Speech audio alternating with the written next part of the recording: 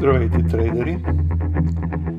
С този запис искам да покажа една сделка в реално време, как я откривам в реално време, как я менажирам и как евентуално я закривам.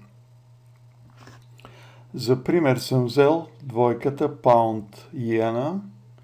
Забелязвам, че тук в петък тя направи един хубав пин-бар.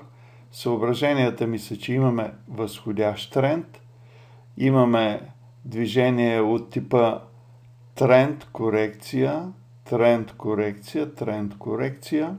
Последната корекция се оттласква от едно сравнително по-краткосрочно ниво,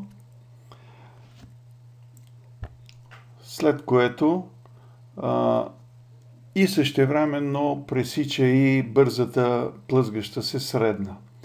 Това според мен са достатъчни основания да открием дълга поръчка. Както обикновено, аз ще я открия в около средата на пин-бара. Предварително съм си изчислил входа, стопа и таргета и сега направо ще ги заложа.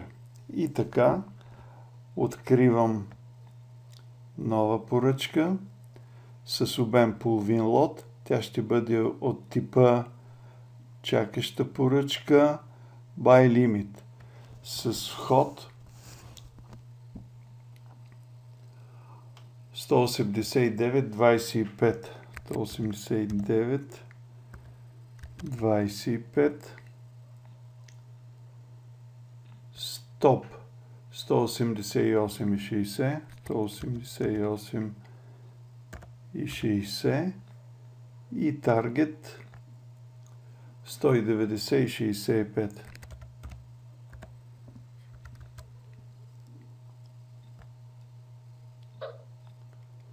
Ето, поставихме поръчката.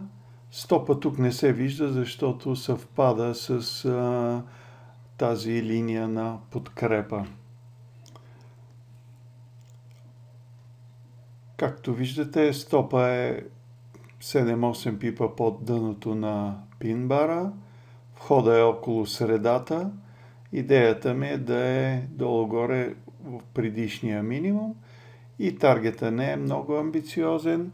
1 към 2,2 според мен е достатъчно. При този обем от половин лот риска ми е от порядъка на малко над $300, 325 долара. И така, от тук нататък ще следим как ще се развие тази сделка. До скоро, до следващия запис.